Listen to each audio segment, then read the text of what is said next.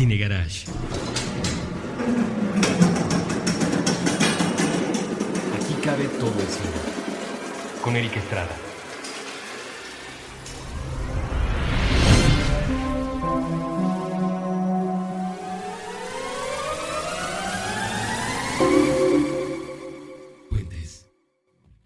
Muy buenas, estamos grabando un nuevo episodio de los estrenos de cada semana, el programa en el que comentamos qué es lo que nos ofrece la cartelera todos los jueves, que ya se va cambiando al viernes. Es un movimiento muy extraño que no voy a acabar de entender, creo que en lo que resta del año, porque seguramente a final de año lo van a volver a mover al jueves. Pero bueno, se supone que Pulp, el documental que lleva como subtítulo una película sobre la vida, la muerte y los supermercados, estrena este fin de semana en la Ciudad de México.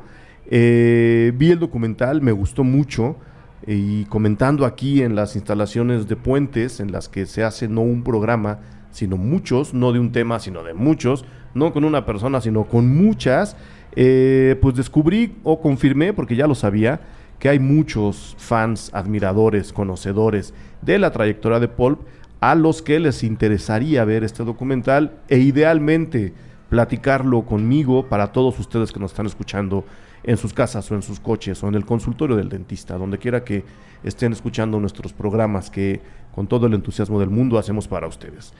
En pocas palabras, estamos sentados en esta mesa, en la mesa festiva de Puentes, con unos niños que nos hacen un fondo ambiental muy, muy jovial, muy pre-primaveral, aunque ya la primavera está prácticamente encima de nosotros. Me acompañan Evaristo Corona. ¿Qué tal? Muy buena tarde, día, noche, lo que sea que estén viendo hoy. Y del otro lado, Andrés Vargas Russo. Hola a todos. Me encanta que tengamos al coro de niños vespertino acompañando esta emisión. ¿Verdad? Sí, ¿Verdad? sí. Están en un recreo tardío en la tarde que estamos grabando este programa.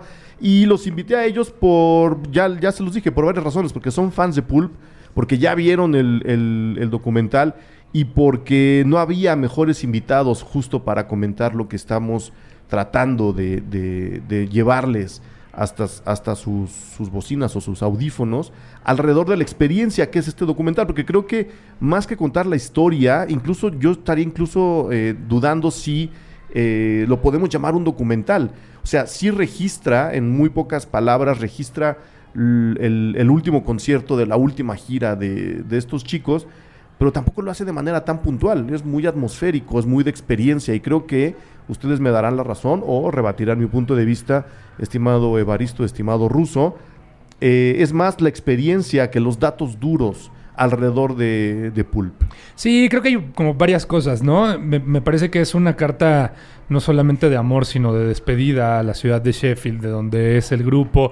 Habla en algún momento Jarvis Cocker de cómo estaba muy interesado en tratar de reinventar o reimaginar el final de la banda, ¿no? Que sabía que cuando se separaron por primera ocasión no había sido en la mejor nota, no había sido el mejor momento del grupo, y quería entonces después replantear la forma en la que se despedían, y dice que siempre había sabido en el fondo de la cabeza que pues, iba a haber algún otro concierto. Entonces ahora sí como que orquestaron un montón de cosas, se pusieron de acuerdo, ideó una idea para efectivamente despedirse de otra manera y poder registrarlo de alguna forma en esta película, ¿no? O sea, es creo más una película que un documental. Sí, ¿no? o sea, es como una especie de así quedó, ¿no? Y de aquí venimos y de aquí somos.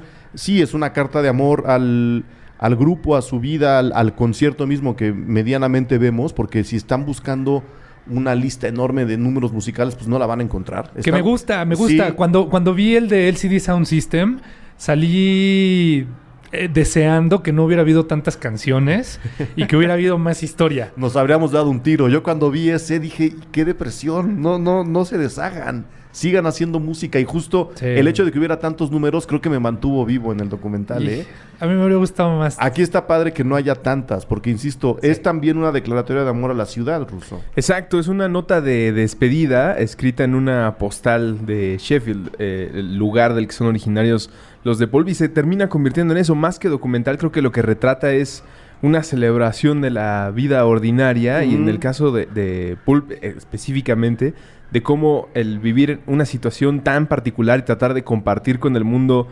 situaciones a manera de canciones tan particulares, terminas impactando al público general, ¿no? Porque todos tenemos un escenario similar, todos tenemos los mismos actores en nuestras obras, el pueblo, el mercado, el tipo que saludaste durante tantos años y nunca te atreviste a preguntar su nombre. A partir de estas realidades, Jarvis construye las canciones y los músicos también les sirve mucho presentarlo como esto, de aquí venimos y aquí seguiremos, ¿no? En varios momentos de la película, ellos dejan claro que pues no planean mudarse a Beverly Hills, no planean tener una mansión en alguna otra parte del mundo, siguen viviendo como gente común, muy apropiadamente. Pues unos, ¿no? Jarvis sí se fue a París, habla un tiempo de cuando estuvieron viviendo en Londres.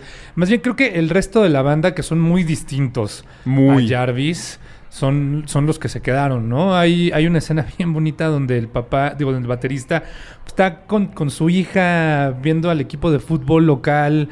Y te habla de que pues, sí, las raíces de ellos están ahí. Pero Jarvis es un sujeto completamente distinto, ¿no? El grupo sí son personas atípicas para una banda de rock, porque no te los imaginarías nunca siendo eso. Incluso seguramente tampoco en su tiempo, ¿no? Cuando pegaron pues, ya eran grandes, ya eran mayores, no eran un grupo de jóvenes impetuosos. Y Jarvis es el que se desentiende de ellos y que está como en una altura distinta en términos creativos y culturales incluso. Y al mismo tiempo hay también una reivindicación de lo común, que es lo que creo hacia donde iba Russo. No por nada voy a mencionar dos partes del documental. Obviamente aquí no hay spoilers, ¿no? Tienen que experimentarlo, así que creo, no sé, a lo mejor le echamos a perder algo a alguien, pero hay dos partes en la película.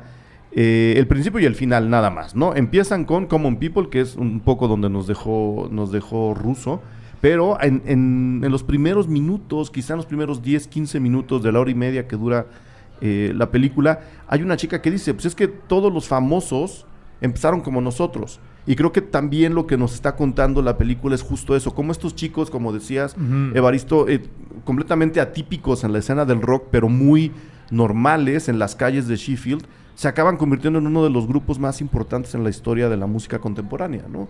Y creo que mucho de lo emocionante, a ti te veía con la piel erizada hace rato que estábamos pero viendo. desde el principio, o sea, los primeros 30 segundos casi me hacen llorar. Es una película muy emocional y muy emocionante. Y bueno, nosotros por eso estamos platicando de eso, porque además tenemos historias personales con la música de la banda, con conciertos del grupo y con muchas cosas. Antes de seguir, ¿es el mismo concierto que vimos en México? Es el mismo concierto que vimos en México, sí. ¿Hace cuánto fue? Es lo que no me acuerdo. Hace 3 años. Cuando lo estaba viendo, no veía yo... 2012, ¿no? 2012. Sí, ¿no? Sí, ya estamos en 2015, sí. Ya estamos en 2015. Y creo que el concierto empezaba justo como empieza la película. Creo. Sí, tienen un mensaje que presentan. En México creo que fue en pantallas, no lo hicieron con los láseres y el humo. No, fue con los láseres. Fue con los láseres, es que tú no llegaste, mijo. Yo como lo exige Paul, tenía que ser una historia tormentosa, romántica la llegada al concierto. Hacia allá te quería rinconar. Cayó pronto el Russo. Sí, llegó rápido. me tuvo que tocar un escenario con la música de pop y con una situación como las que Jarvis supo retratar en las canciones de la banda. No, pero empezaba igual con los lásers, sí. Entonces, es donde quería yo dejar un poco el primer nivel de discusión. También es la celebración a la música, al grupo, es la celebración a la ciudad, pero es también la celebración de, pues todos estamos en el mismo planeta, todos somos iguales, todos somos comunes, y al ser todos tan comunes acabamos siendo todos atípicos. Es una especie de declaratoria también de amor a la humanidad y a lo humano en una ciudad que mucha gente podría considerar insignificante y aburrida, y lo vemos, no lo es de ninguna manera, ¿no? No, todos los lugares están llenos de vida, ¿no? Es una celebración a nuestro paso por la tierra, de donde sea que vengamos. Un poco me imaginaba, mientras veía escenas de la película, pues que es como si estuviera pasando en cualquier colonia del norte de la Ciudad de México, de Claro. estas donde hay rastros y donde hay muchas carnicerías y ese tipo de cosas, ¿no? Es como justo ese tipo de entorno en donde la cultura no está necesariamente presente de la manera en la que la vemos en otras zonas de la ciudad, pero invariablemente la gente que vive ahí tiene necesidades creativas y tiene necesidad de manifestarse, y eso es lo que estamos viendo y eso es lo que está pasando todo el tiempo, ¿no? Yo no tenía ni la más remota idea de que alguna vez Jarvis había trabajado En un supermercado. en un rastro En un rastro. cortando pez, pescado, ¿no? Sí, pescado. pescado, ¿no? Y cuenta la historia de cómo hacía eso mientras era adolescente, que también siento que es otra de las partes bonitas del documental, ¿no? Es incómodo y adolescente como mucho de la carrera de Pulp te muestra.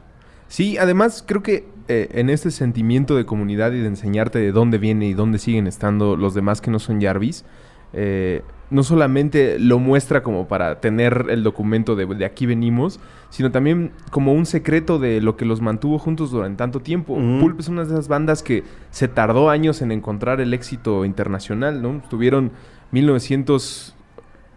principios de los 80, tal vez finales de los 70. Técnicamente se Ajá. formaron en el 78, si no me falla la memoria. Y fue hasta el Publicaron 90 su primer disco en el 83. Y luego hay una brecha ahí larguísima, ¿no? Sí, sacaron varios discos entre el... O sea, sí hay material publicado entre el 83 y después el 92, pero...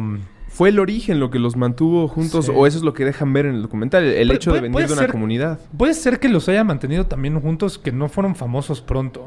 Puede ser. Que no hubo tanto chance de chocar. Porque en realidad cuando fueron famosos se acabó pronto. Bueno, sí. 6 años. Sí, más o, O sea, menos. del Different Class al 2001. Sí, ¿no? sí. O sea, todavía con el disco anterior donde venía Babies. ¿Cómo se llamaba el anterior?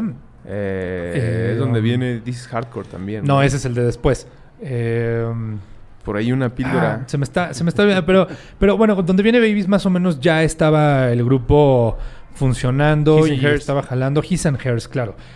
Y después cuando fue Different Classes, cuando estalla, cuando explotan, se encuentran de forma atípica, como ocurre mucho en la carrera del grupo y mucho por suerte, con encabezar un festival Glastonbury gracias a que los Manic Street Preachers desertaron del primer lugar en el cartel, y entonces a la hora de la emergencia a quien le hablaron fue a Pulp, y ahí fue en donde se convirtieron en el super mega grupo, y hablan de cómo odiaban esa parte de ser tan populares. Eso los lleva a hacer un disco rarísimo como This is Hardcore, y ese es en realidad el periodo en el que el grupo es famoso y los hizo implotar muy pronto. El tiempo que estuvieron juntos y que convivían bien fue mientras no eran famosos. O sea, cuando eran gente común y corriente. Sí. Ahora, a mí me entusiasma mucho de películas como esta, que te dejan todo esto claro sin inundarte de datos, ¿no? Sí. Creo que desde ese punto de vista la película es muy sutil, es muy amable. O sea, te va dejando claro este periodo oscuro del This is Hardcore, esta llegada para unos tardía, para otros muy a tiempo hacia la gran popularidad y la vida en los festivales y en los conciertos, pero no te dan la lista de en dónde estuvieron, qué hicieron. A veces no te dan ni siquiera los nombres, ¿no? Podrían contar la historia así. El documental pudo haber sido algo más como lo que hacía VH1 a finales de los 90, principio de la década pasada. Un behind the music. Exactamente, en la que todo es una relación de las listas de popularidad, las ventas de discos y los problemas entre los integrantes. Y atinadamente creo que la historia de Pulp se cuenta a través de la simpleza que tenían en sus orígenes, y como ahorita está anotando bien Evaristo, pues cómo complicar las cosas también puede partir de ser famoso, ¿no? De que tus canciones le lleguen a muchas más personas que, insisto, se identifican mucho más fácil, ¿no? ¿Cómo es posible que en tantas partes del mundo aprecien la música de Pulp a través de las historias, más allá de la música que, si no conoces el inglés, lo dominas o lo entiendes? En cuanto encuentras una de las letras de los discos de Pulp, pues puedes identificar ciertos personajes, y ahí es donde creo que trasciende también esta película. Ahora, a lo mejor parte del éxito de esa estructura, sin estructura, por llamarlo de alguna manera, es decir, que no te están dando los datos duros, nada más te los dejan conocer, no por encima, pero sí un poco en el aroma de la película, se debe a que el propio concepto de lo que vemos, de lo que estamos checando en esta mini narración, porque tampoco hay una historia, es justo idea de Jarvis Cocker. O sea, él fue parte junto con el director Florian Havich, quienes decidieron darle esta especie de forma de globo a la película. Empiezas en el final, es una especie de sueño dentro del sueño también. O sea, te están contando todo como si el propio Jarvis Cocker lo hubiera soñado, y en ese sueño se hubieran sumado los sueños de toda la gente que estuvo con él, incluida la gente de la ciudad, ¿no? Yo creo que esa narración es lo que ayuda justo a comunicar la emoción que Evaristo sintió de manera tan intensa. Inmediata, intensa. Me recordó a ese gran concierto que vimos en la Ciudad de México. Y además me gusta también mucho cómo van involucrando a los personajes de la ciudad, ¿no? Cómo agarra a ciertas personas, al señor que vende los periódicos, a la señora que está esperando el camión, al grafitero que nunca aparece, pero que sí vemos su obra en varios murales, que es un sujeto que se llama Phlegm, que es padrísimo y que lo vemos ahí en varios cuadros. Se involucran mucho a gente como famosa y no tan famosa, sí, y a los que quieren ser famosos, y a los chavitos que están en busca de hacer lo que les gusta. Es muy bonito y muy entrañable esta relación que ellos mismos van planteando.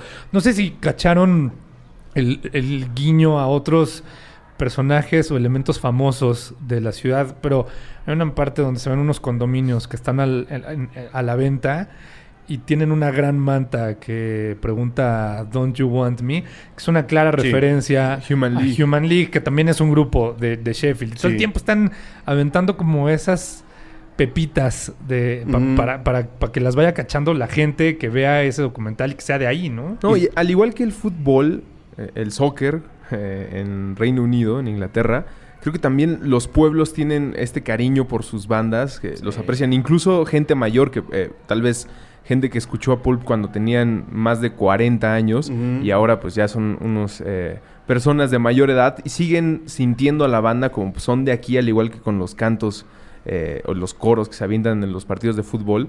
Vemos a un par de personajes interpretando canciones de Pulp que, más allá, insisto, de que les gusten o no, las cantan porque es una cosa de la gente y del pueblo donde les tocó estar. De esa ciudad. Sí. ¿Hay alguna otra banda que esté vinculada, bueno, fuera de Inglaterra, quiero decir, que esté vinculada así con su ciudad? Manchester.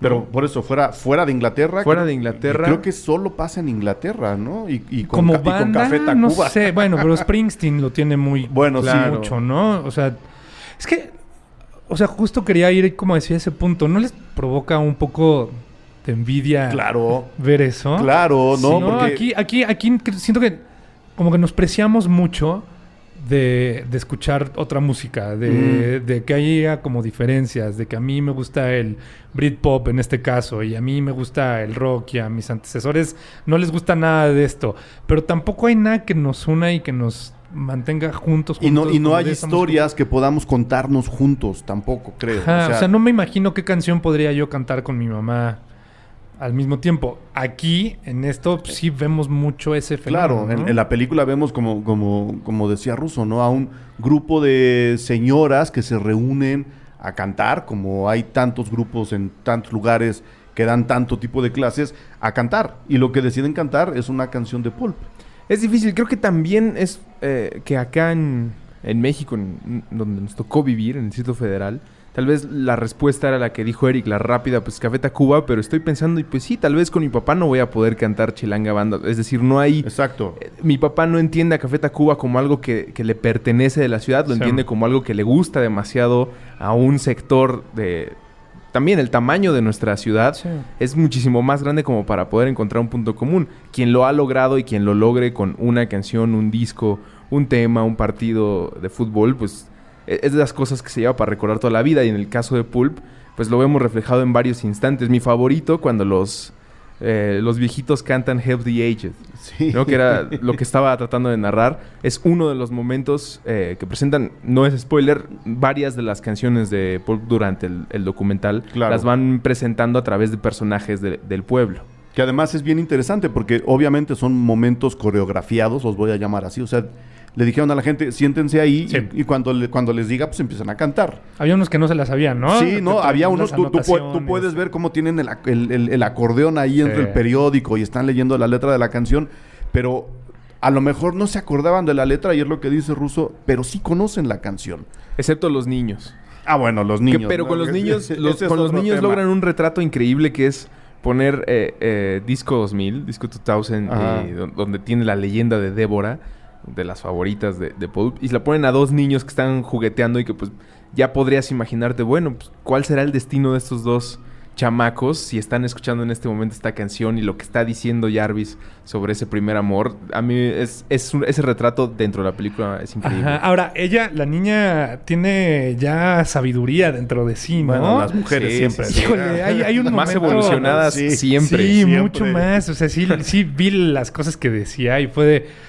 Ok, esta niña Sí. va a ser algo importante. Entiendo en la por qué vida. en esta ciudad salió un grupo así, ¿no? Claro. Más o menos te dejan claro eso. Es que también hay un reto ahí de el pase de la antorcha, o yo lo entiendo así con ciudades como Manchester o Sheffield, en el que la nueva generación siente que tiene que recoger algo, no imitarlo, sino entender hacia dónde iba la trayectoria o cuál es la trayectoria de tu ciudad y el estilo musical que existe y levantarlo, ¿no? En el caso de Sheffield ha habido cosas tan variadas, pero los Arctic Monkeys pues sí recogen, incluso en alguna canción le hacen guiño a Pulp y tiene que ver con eso, ¿no? ¿Cómo Claro. le hacemos para que esto no se pierda y siga siendo una tradición de mi barrio? Claro, tenemos que ir al primer corte y ahora veremos si hay más guiños o hay más bandas y qué más pasa en Pulp, una película sobre la vida, la muerte y los supermercados.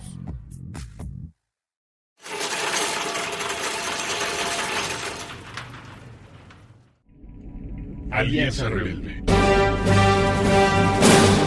Conversaciones sobre una galaxia muy, muy lejana. Con Julio, Russo y Boludo. Todos los viernes, nuevo episodio a las 9 de la noche. Puentes.m. Nunca se cruza el mismo puente dos veces. Porque la cosecha de letras nunca se acaba. Un libro para el fin, con Eduardo Limón. Todos los martes, nuevo episodio a las 10 de la mañana. Puentes.me.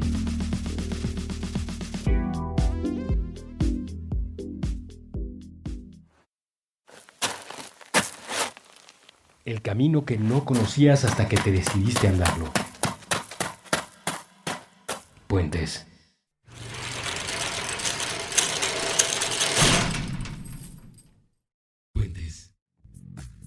Ahora sí, estamos de regreso. El coro de niños de la primavera chilanga sigue cantando detrás de nosotros. No sé si se va a escuchar al aire. Ojalá y sí, porque la verdad... Dependemos de la puerta de ruido que le ponga el buen sí. Aldo.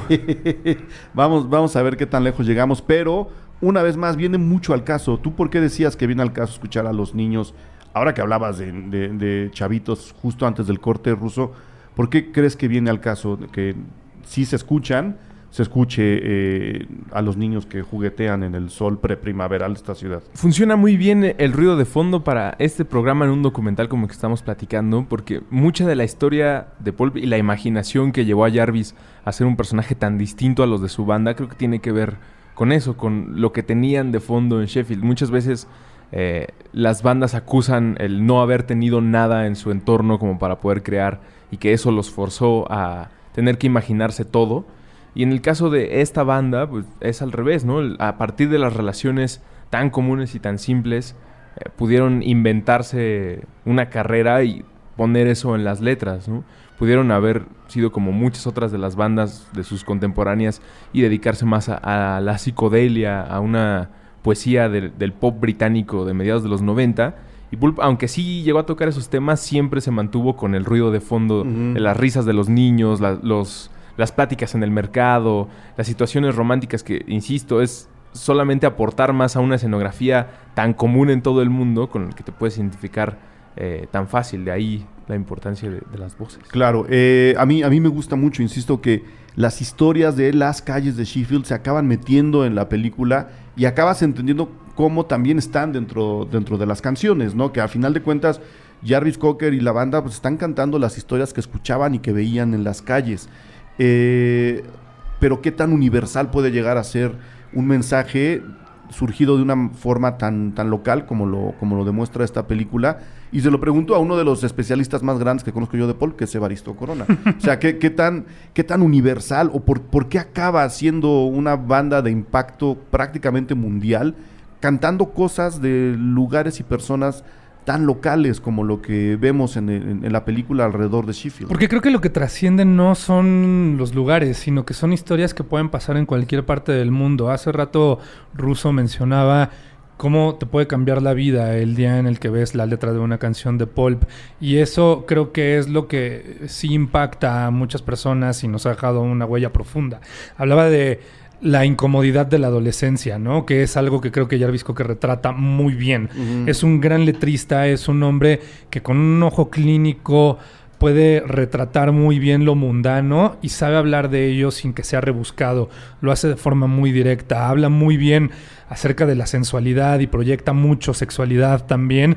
Y eso, cuando estás creciendo, es algo que no sabes cómo decir, no sabes cómo expresar, y él lo consigue. El trabajo de un fotógrafo, pues es encontrar precisamente en las cosas que vemos todos los días, el ángulo en donde se ve más bonito y presentártelo dentro de un marco diferente. Creo que esa es también un poco la labor que tiene y que lo consigue a la perfección Jarvis Cocker. Las historias que tú has vivido en donde sí sales con una chica, pero te gusta más su hermana mayor, son las que te retrata y te presenta y te plantea con una conexión con lo mundano muy interesante y muy asimilable, ¿no? O sea, creo que más que los lugares, es la forma de tratar los temas que acontecen en esos lugares. O sea, acierto extra para haber usado a Common People como vehículo de entrada y de salida de la película, ¿no? Sé que suena redundante, pero espero que cuando la gente experimente la película, sientan justo la emoción que Evaristo sentía hasta rato que veía el documental, la que yo sentí anoche cuando lo estaba viendo, y la que me imagino que Russo sintió la vez que lo revisó. Creo que esta emoción de la que habla Evaristo está muy bien transportada de las canciones a la película, y por supuesto, antes de llegar a las canciones tuvo que haber salido de situaciones reales como las que nos hemos visto todos. Es pura empatía. Creo que el máximo logro del arte de Pulp es eso, ¿no? Lo que estaba comentando Evaristo.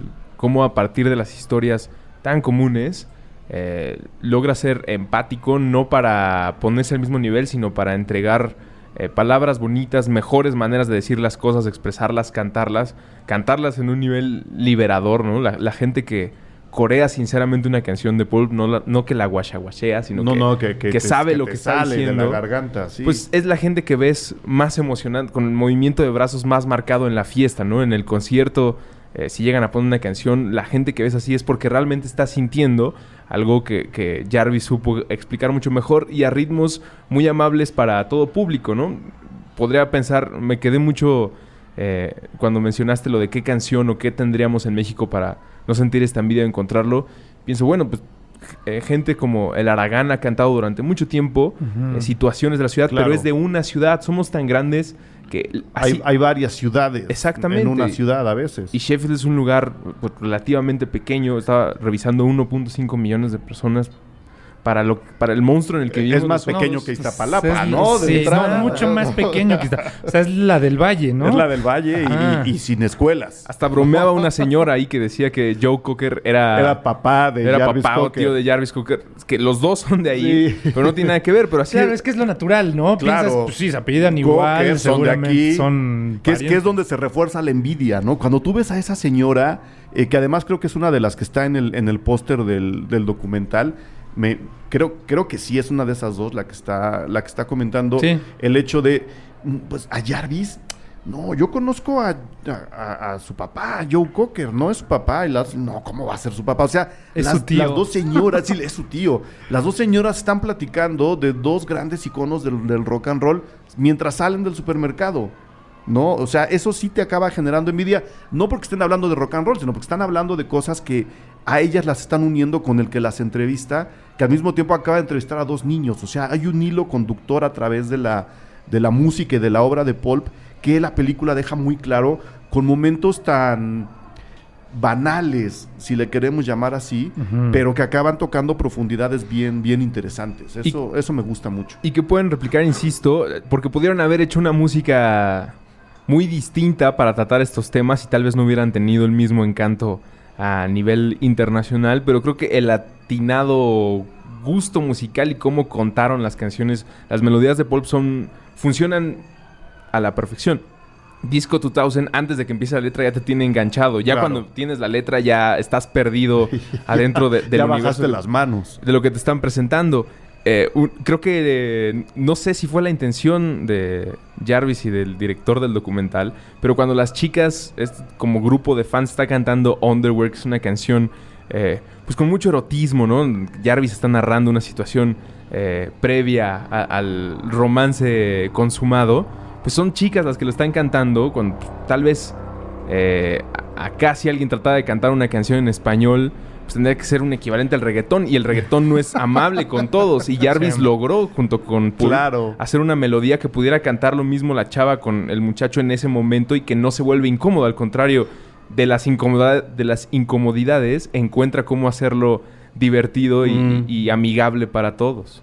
Sí, porque además el sexo y las relaciones con el género de enfrente es parte, lo sabemos, es parte fundamental de la música de Pulp, de las canciones, pero también de la película, ¿no? Hay un buen trozo de la película que procura, con muy buenas herramientas, insisto, muy, muy sencillas, contarnos por qué Jarvis Cocker puede hablar de sexo como muy poca gente lo ha conseguido en el mundo de la música, ¿no? Y creo que ahí es donde también te dan, como intenté decirlo hace rato, un poco del espectro universal que puede llegar a tener una música como la de Pulp. Otra cosa, hace rato que Russo decía, claro, es que cuando uno está en el concierto y uno habla y uno canta de corazón las canciones de la banda, me gustó mucho que la cámara no está todo el tiempo ni sobre Jarvis Cocker ni sobre el resto de los integrantes del grupo. Y de hecho, cuando están en el concierto, cuando hay canciones de este concierto que vemos cómo medianamente están preparando, que medianamente vemos cómo están preparando, la cámara se va con el público. Sí. O sea, están registrando los sudores y las caras y las manos de la gente que está cantando las canciones de Pulp. A mí eso me emocionó mucho. Obviamente te ves ahí.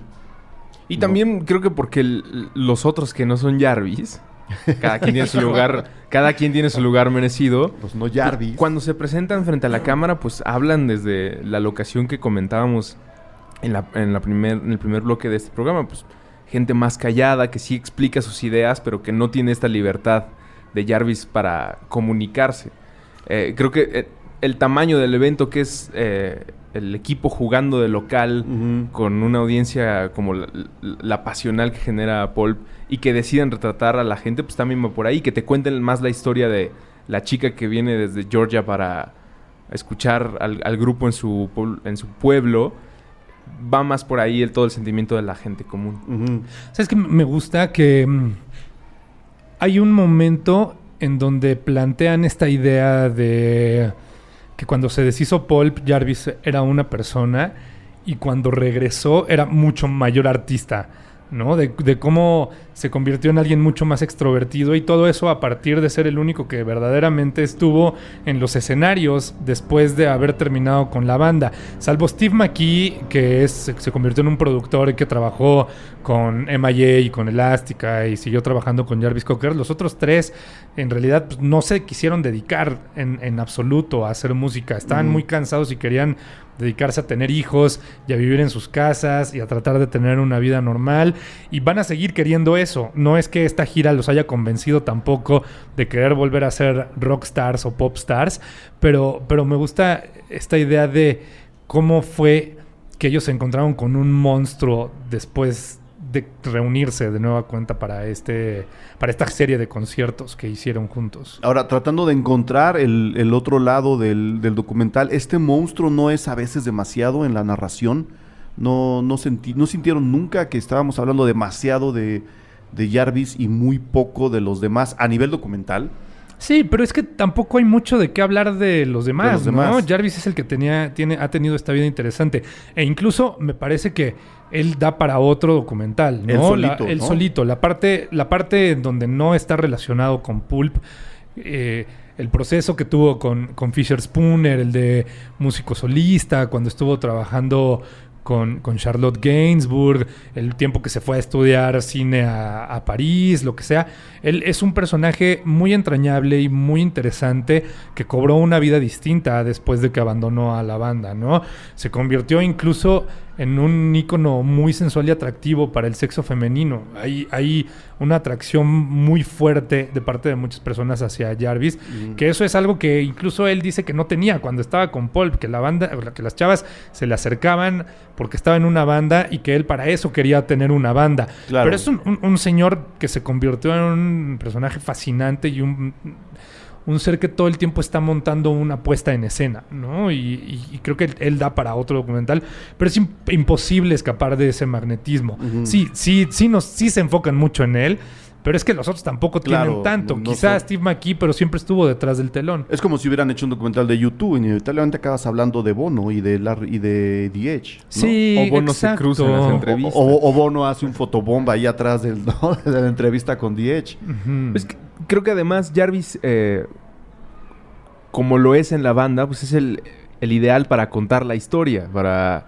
poder matizarla, mientras los demás, con su silencio y sus miradas, tal vez pueden regalarte la idea de cómo debió haber sido llegar Jarvis tratando de poner la letra a Underwear o This is Hardcore, mientras los demás cooperaban con lo que saben hacer y lo saben hacer muy bien.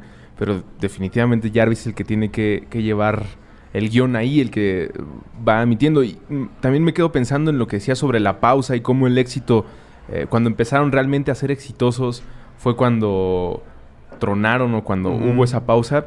También cuántos artistas han tenido la oportunidad de, sabiéndose tan carismáticos ante cámara, ante un escenario como lo fue Jarvis en la primera etapa de Pulp o en la etapa de los 90s, y después ocurre esta pausa en la que tal vez todo el carisma y todo esto que no se sabía de él mismo lo tiene para explorar en otro tipo de culturas, formatos, artes, para regresar ya como el tipo carismático que además tiene todo este bagaje y entregarse pues como uno de los, bueno, ya no es soltero, pero si lo fuera solteros más codiciados del Es que insisto, esa parte de la década de los 90 no es la primera parte de Pulp. Creo que eso es muy importante para entender el funcionamiento del grupo. Ahí ya eran personas maduras que ya incluso se habían cansado y estaban a punto de separarse como grupo cuando encontraron este segundo aliento y pudieron convertirse en personajes famosos. Entonces, eso ya llegó pues pasados los 30 de Jarvis, por ejemplo, ¿no? Ya había una idea de madurez distinta. Él ya sabía que ese grupo no era al que le iba a dedicar toda la vida, que tenía otros intereses, que quería dedicarse a estudiar otras cosas. Entonces, eso también te da una perspectiva diferente. Digamos que el rock te escenario, pega ¿no? diferente, ¿no? Sí. O sea, ya después de haber estado buscando tanto algo que no conseguiste durante más de 10 años y que de pronto te lleve, te hace asimilarlo, creo, de una manera distinta. No es como el caso, para hablar de un coterráneo suyo, de los Arctic Monkeys o de Alex Turner, que pues él sí lo agarró chavito. Claro. O sea, desde los 18 años es famoso y no le ha permitido esa misma fama poder evolucionar hacia otros caminos. Los Arctic Monkeys hacen canciones maravillosas y son espléndidos para eso, pero creo que Alex Turner ya es una figura monotemática. Sus canciones son todas acerca de lo mismo, que es algo que no encuentras en la obra más famosa de Pulp. Es esta cosa de Pues madurez y de experiencia, de haber vivido cosas que te permiten hablar de ellas. Pues Alex Turner, ¿de qué puede cantar si no es de la gira, no? Claro, pues ha vivido todo su tiempo en giras, ¿no? Es un poco la depresión del artista adolescente. Sí, como compositor, digo, lo que podríamos... sin menospreciarlo, yo soy ultra fan de los Arctic Monkeys. Sí, yo también. ¿No? Yo también. Pero es diferente. Pero en el sexto disco empiezas a notar que están un poco atorados en ese particular respecto, en el de las letras, ¿no? Creo que es el mejor letrista de su generación, pero también creo que ya llegó al tope y en la medida en la que tenga otras experiencias va a poder enriquecer eso y podrá salir de ese atolladero. Claro. Y que los 12 o 13 años sin éxito rotundo de Pulp pues, le sirvieron para generar la experiencia y autoridad en la composición que tuvo Jarvis a mediados de los 90. Ese detalle, digo, ¿qué nivel de experiencia y de conocimiento puedes tener como el que tuvo Jarvis al saber de pasaron tantos años sin tenerlo, que ahorita no solo es irrelevante, sino que además es parte de mis diplomas en la pared, ¿no? Claro. Tengo 13 años de experiencia sabiendo lo que siente no estar ahí. Entonces, cuando estuve ahí, entregué obras clásicas que van a durar durante mucho tiempo y voltearán a los 90 y ya estamos volteando como... Ahí estuvo una banda que se llamó Pulp junto a todas Es que las espérame, demás. o sea, que no se nos olvide que esas canciones con las que los conocimos ya son canciones que tienen más de 20 años. Sí, ya suenan en las funciones, en las fiestas de clásicos. O sea, Sí. ya no son nuevas. Entonces ya, o sea, sí, un poco es eso. No perdamos Sí. de vista. Tampoco es que sea un grupo novedoso. No, ya es un grupo con varios años y con una trayectoria que ya se puede ver a la distancia. Y ya puedes ver como el panorama también de otra forma. Ves la foto completa. Sí, ya revisas los primeros discos y entiendes de bueno. Iban hacia allá, a veces tardan mucho más. Y alguna vez lo hemos platicado fuera de micrófonos, ¿no? ¿Cuántas bandas se desesperan después? Bueno, los tiempos son diferentes, Claro. los canales de distribución mucho más. Pero ¿cuántas bandas se desesperan al año sabiendo que existen ejemplos como los libros de historia que hay que revisar? Ahí está el de Pulp. A veces es cosa de estar tratando y de no lograrlo puedes encontrar algo mucho mejor que el de haberlo obtenido de inmediato. Y de entender un poco lo que alguien dijo por ahí, que las crisis son el alimento del artista, ¿no? O sea, en los momentos más críticos sueles encontrar el vehículo para hablar de lo que siempre habías querido hablar, probablemente, o hablar incluso de la propia crisis. Entonces, bien lo dice Russo, tenemos que revisar los libros de historia. Vamos a hacer el segundo corte de este programa y venimos ya al último jalón. Estamos tratando de entender por qué nos emocionó tanto Pulp, una película sobre la vida, la muerte y los supermercados.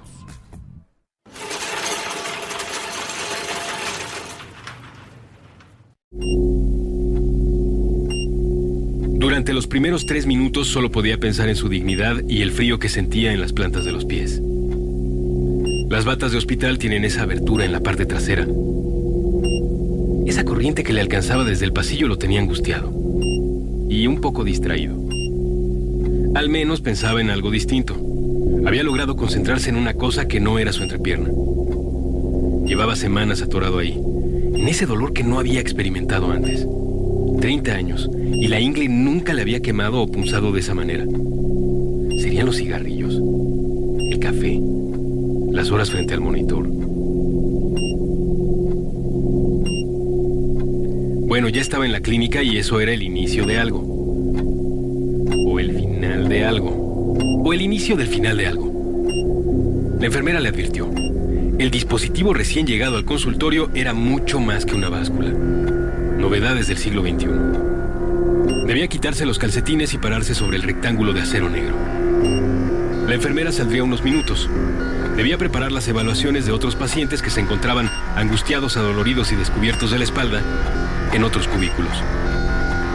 Así que él esperaba, de pie sobre el aparato. 5 minutos. La enfermera no volvió. 10 minutos. No volvió. 15. No tenemos mucho tiempo, Dijo entonces la máquina. El paciente movió la nuca para buscar una cámara en el techo. Era la inteligencia bajo sus pies quien le dirigía la palabra. ¿Cómo te llamas? Alex, dijo el paciente, mientras por un reflejo quiso cubrirse el trasero con la tela insuficiente de la bata. ¿Cuál es tu porcentaje de grasa? No lo sé. ¿Cuál es tu porcentaje de músculo? Para eso vine. Se supone que tú me vas a dar los resultados. ¿Por qué es tan difícil hacer que los seres humanos escuchen? ¿Tiene que ver con su evolución? ¿Con su historia de crueldad y dominio? ¿Cuál es tu porcentaje de agua, Alex? ¿Cuál es tu porcentaje de indecisión? ¿Cuál es tu porcentaje de rabia? ¿Cuál es tu porcentaje de rencor? ¿Cuál es tu porcentaje de soledad? ¿Cuál es tu porcentaje de indiferencia? ¿Cuál es tu porcentaje de deseo? ¿Cuál es tu porcentaje de envidia? ¿Cuál es tu porcentaje de asombro? ¿Por qué confías en una máquina para obtener la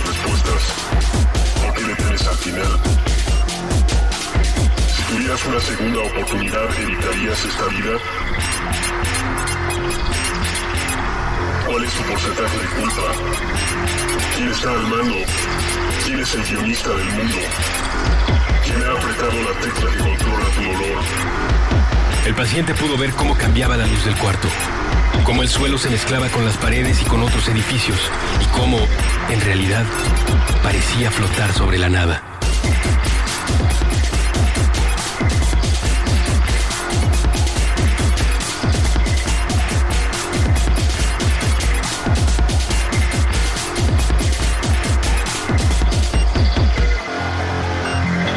Quizás solo era un efecto de ese aire frío que doblaba por el pasillo y le llegaba helado por la espalda mientras él se quedaba allí, hincado sobre el rectángulo de acero negro. Su dolor no estaba ya dentro del cuerpo, sino esparcido por todas partes, en un punto que no podía señalar con el dedo. Cuando la enfermera abrió la puerta, encontró una bata color menta abandonada sobre el suelo. En su reporte, anotó también el equipo faltante.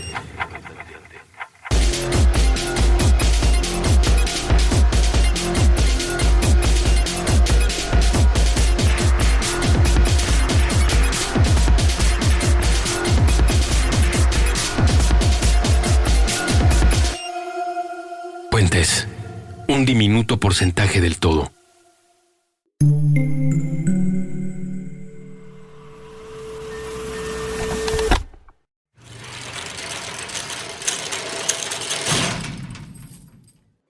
Estamos de regreso.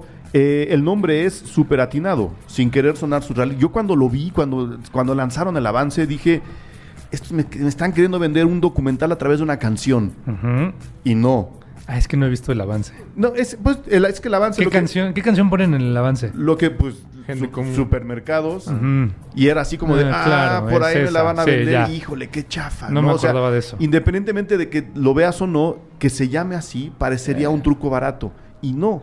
Realmente Pulp está hablando de eso todo el tiempo, ¿no? El supermercado es una metáfora de otra cosa. Es la metáfora de donde todos nos juntamos. Ujú. Todo mundo tenemos que pasar tarde o temprano por el supermercado. Todo mundo, por supuesto, queremos vivir, que es algo que dejan muy claro los niños a los que entrevistan en la película. Y es algo que el propio Jarvis Cocker dice en la película. La muerte es un momento al que no queremos ver de frente nunca. Sabemos que la vida es ir hacia allá, pero siempre le queremos dar la vuelta. Y no lo dice en un tono trágico. Entonces, ahí es donde para mí se redondea el trabajo de la película de Florian Havich. No es, insisto, una lluvia de datos, no es una lista, no es un panfleto enorme lleno de nombres y de números.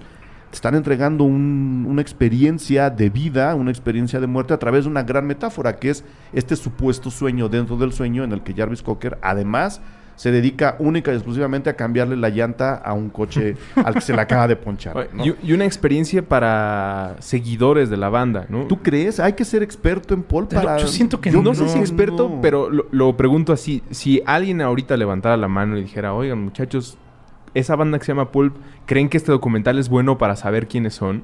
Creo que sí. Yo creo que O sea, sí. para entrar al universo de Pulp. Yo creo que sí, porque justo lo acabas de decir. O sea, tú tienes la experiencia emocional, tú tienes la experiencia del programa que te están metiendo enfrente, y tu chamba es ir a revisar los libros de historia y entonces sí encontrar fechas y números. Pero de entrada te están diciendo, esta banda tuvo este momento, esta ruptura, este renacimiento a través de esta ciudad con esta gente. Pero Creo. tendrás que llegar entonces a este documental como sin saber nada de Pulp. En ese caso, con muchas ganas de conocerlo todo. O sea, me refiero a que siento que no es lo suficientemente atractivo si es que es el primer documento que revisas sobre alguien que se llama Jarvis. Si conoces una canción, un disco, puede que eso sea un trampolín, un interés más grande. Solo siento que no es la mejor puerta si es que no sabes nada de la banda. No es la mejor puerta, pero no es de ninguna una puerta muy pequeña. O No, sea, para nada. yo que soy completamente visceral, si yo viera este documental a los 14, 15 años, yo iría en ese momento a ver de dónde consigo el dinero para comprarme el disco y escucharlo. Y tratar de investigar. Pero sí creo que es una muy buena puerta de entrada a lo que Pulp ha hecho, independientemente de que como documento y como película es enteramente emocionante. Ahora bien, recogiendo un poco estas ideas, hay entonces solamente una puerta ideal para llegar a Pulp? No lo sé. Pero definitivamente yo en el Chopon, Ya si te un volvieron chavito a llega a preguntarme, rinconar, si un chavito llega a preguntarme por la calcomanía o la playera, yo, dueño del puestito de Chopo, le daría primero uno de los discos y después le diría, chécate. O sea, este pero documental. hay solamente un disco ideal para entregar. No, es que No. creo que ahí ya tendríamos que ir te hago un mixtape, cuál es el mejor disco y entrar en ese nivel de plática. Pero es que es justo lo que hace la película. Te entregan un mixtape, te entregan las narraciones que para ellos reflejan el espíritu del grupo de la mejor manera. Creo yo, porque no están todas y no están tampoco las mejores.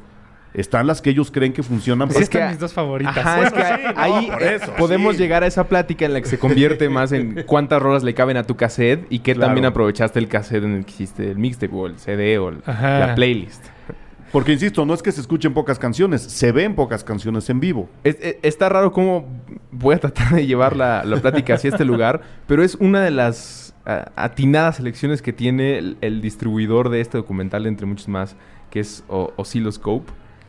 La mayoría de los documentales que hablan sobre músicos o bandas tienen este sentimiento que es, no sabemos si es el mejor archivo para Pero enamorarte pero de la aquí banda, está. pero definitivamente es algo que tienes que revisar de lo que le pasó. Hay uno que acabo de ver muy recientemente de la banda of Montreal, donde hablan de la vida de la persona al frente de la banda. Está increíble, se llama El pasado es un animal grotesco. Y Oscilloscope, que también está muy ligado a los cariños musicales que tenemos compartidos como MCA, Adam Yauch, integrante de los Beastie Boys, que fue el que fundó, el que entregó Oscilloscope al mundo, y cómo busca esta clase de documentos para entregarlos, no para que tengamos esta clase de pláticas, sino para exponernos estos lados de estos artistas tan famosos o con un séquito de fans tan clavado que se pueden encontrar esta clase de historias, Y explotarlas. explotarlas. Pues sí. Vamos a ver, algo más de la lista de canciones. Nada más para aclarar, sí, Oscilloscope es la distribuidora en el mercado internacional. Correcto. A México la trae Interior 13, que son los que amablemente me hicieron favor. Yo, por cierto, quiero hacer nomás el dato. la mención honorífica, ya que estamos hablando de esas cosas tan específicas, Sí. a quien hizo el doblaje por haber implementado el mejor uso de la frase "yo sí le daba" en la historia del cine, ¿eh? Del subtitulaje más bien. ¿no? Uf, del subtítulo. No, Sí. me encanta cómo acomodan "yo sí le daba". Yo sí le daba. Es justo cuando están contando esta historia de amor-desamor entre un chico un chico de Sheffield que tiene que ir a Londres. Pues es padre. Es padre. Oye, pero ¿y qué? sí. ¿Va a salir en el cine esta o qué? Sí, ¿O sí, no? sí. O sea, ¿Cuándo se estrena? Si esto lo estamos grabando hoy y el programa se escucha el jueves, la película debe estrenarse el viernes. Ok, este fin sería? de semana, que Sí, sí, sí. sería viernes... El O sea, primer fin de semana de El marzo. primer fin de semana de marzo. Por ahí de viernes 6 de marzo. 6 de y marzo. estará en algo, digo, Sí. no más porque creo que no habíamos... Sí, no Dicho va, ese dato. va a estar, lo iba yo a mencionar ya al cierre, pero qué bueno que lo traes. Se estrena el 6 de marzo y pues bueno, la gente lo va a poder ver cómo deben de verse este tipo de películas o todas las películas en un idioma que no sea el nuestro, subtituladas. Sí. Con un subtitulaje muy... Me gustó, Sí, está bonito. Sí, está padre. En lo de la selección de canciones, Sigue Creo- ahí, a ver. a ver, Él sí se quiere regresar. no, es que está bien. tú marcaste la direccional y yo me sí, di la no, vuelta. Está perfecto, yo No se vayan derecho. No me estoy quejando. Podría yo decir que este documento sobre Pulp sería como si a mí me entregaran el librito de un compact disc. Ajá. Sin las letras. Sin las letras. O sea, está todo el arte y puedo entender muchas cosas, pero no están las letras. Es decir, no creo que sea el mejor documento para saber qué es exactamente lo que dice, simplemente sentir de dónde viene Claro. y cómo está acomodada la vela del barco. Es decir, por qué se empujó hacia allá toda esta historia. Además, es mucho más fácil si le pones el principio de Disco 2000 a cualquier adolescente para que se enganche. Claro. Si le enseñas el tráiler de cualquier película. Ahí está. Yo la única disculpa que tendría hacia eso es que es un documental evidentemente dirigido a gente que habla inglés de manera natural y que entenderían en el cine todo lo que se está cantando ahí. El único entonces error, si es que lo podemos marcar así porque no lo es no haber subtitulado las canciones. Es una parte Sí. que no está... O sea, Puede habría ser, estado sí. padre y a lo mejor es ahí donde gente que no conoce a profundidad o ni siquiera de manera cercana a Pulp pudo haber dicho, mira, pues están hablando de lo que me está pasando en esta función con esta chava. Sí puede que el momento Help the Aged no funcione si no entiendes lo que está cantando el señor, aunque, insisto, la música de Pulp es tan buena que está Claro. hecha para que te comparta ese nivel. El rango de sentimientos que explora Pulp durante sus canciones a mí me parece fabuloso. Y en la película lo vuelven a hacer. Algo que quieran agregar, chicos, antes de volver a ver el documental, porque yo creo que nos lo vamos a echar de nuevo. Yo lo quiero ver en el cine, ¿eh? Sí. Estoy muy contento con Sí. el documental. Es un documento súper bonito y súper lindo que creo que nos refuerza la idea que tenemos de la banda, ¿no? O sea, no se trata de explicar No. alguna idea desviada o ustedes creían que había sido por esto, pero en realidad no. O sea, nada más nos refuerza la idea y el cariño que tenemos por este grupo. Ruso, Yo 2 datos inútiles que anoté para el programa y No. que los voy a decir de todas maneras. tus datos nunca son inútiles. En Sheffield hay 2 millones de árboles. Es la ciudad más verde de Europa. Porque si sumamos a los habitantes, hay más árboles que gente. Hay más árboles que gente. Hay 1. Ahorita, bueno, la cifra que revisé del Wikipediazo Ujú. era 1.5 millones de habitantes. Y hay 2 millones de de árboles. árboles. Es decir, que no pudieron encomendarle a nadie de los 1.5 que contara unos árboles porque no había suficiente gente. Es la ciudad más verde de Europa y Def Leppard también es de Sheffield. Mira, Yo no sabía eso. Los árboles. los árboles. Esas cosas tan inútiles. Cantaba en una de sus canciones Jarvis. Trees. Supongo con un grado de ironía máximo. Sí, también por eso lo anoté, por la canción de Trees de... Sí, Def Leppard es de los grupos de ahí, pues, porque es ciudad que también fue industrial durante un tiempo y... No, la misma película. O sea, es curioso que traiga el dato ruso porque la película nos enseña una ciudad muy gris. Sí. O sea, está centrada en el asfalto de la ciudad. No que no hay árboles, nada más no nos los enseñan, ¿no? Sí, Pero- no los vi. No me lo habría imaginado. No, ¿eh? pero ahí están. Entonces sí, Les- entiendo que de ahí venga también Def Leppard. ¿Les dieron ganas de ir a Sheffield alguna vez nomás por el documental? Y mira, A menos que toque Pulp. No, ¿verdad? No. Sí, no, pero ¿verdad? puede que tengan que ver con una comodidad chilanga y con ganas de no explorar. hay un momento en uno de los conciertos en donde se ve una bandera mexicana colgada en la primera fila. Es que en Creo que yo todos conozco los esa conciertos, en todos los conciertos del mundo hay siempre siempre. una bandera mexicana. Todo acontecimiento deportivo hay siempre una bandera bandera mexicana. De alguna forma se las arreglan. Yo nunca he llevado una bandera mexicana No. si no es al Estadio Azteca. No a ninguna pero... parte. A lo mejor de repente hay baratas ahí o salen así conjuntos de banderas y la primera O sea, es la mexicana. capaz que te vas a vivir a un país en Europa y te dedicas a ir de festival en festival vendiendo banderas mexicanas y La chance en haces, una sí. de esas y la haces, Sí, ¿eh? yo creo que sí. Yo creo que sí. Siempre hay mexas en todos lados. Siempre. Sí. Pues bueno, este documental estuvo dando la vuelta al país y a la ciudad por mucho tiempo. Finalmente se estrena este viernes 6. Quedamos viernes 6 de marzo. Sí. Váyanlo a ver, la verdad es una experiencia bien interesante, muy, muy emocionante.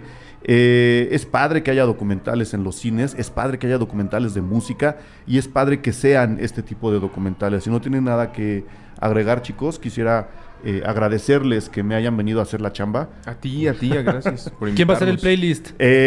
Pues es lo que yo iba a pedir. Si se puede hacer un playlist, al rato armamos uno y lo pegamos. Lo armamos y lo ponemos ahí en el perfil de Spotify de Puentes, que es @PuentesMX, como todas las redes sociales. Ujú, para que la gente que efectivamente no conoce a Pulp, como decía Russo, reciba un regalo. ¿Cuánto cabe en el mixtape?